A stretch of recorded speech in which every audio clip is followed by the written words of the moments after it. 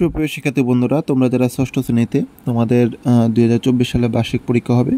তো বার্ষিক পরীক্ষায় বাংলা বিষয়ের তোমাদের যেই সিলেবাসটা রয়েছে সেই সিলেবাসটা তোমরা এখানে দেখতে পাচ্ছ এবং তোমাদের যেই প্রশ্ন কাঠামোটা সেই কাঠামোটা এই ভিডিওতে দেওয়া আছে।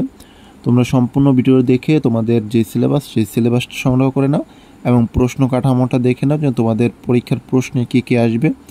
আর যারা নতুন এসেছো এই চ্যানেলে, ধারাবাহিকভাবে প্রতিটা বিষয়ের এই সিলেবাস এবং তোমার প্রশ্ন পেতে চ্যানেলটি সাবস্ক্রাইব করে সাথেই থাকো।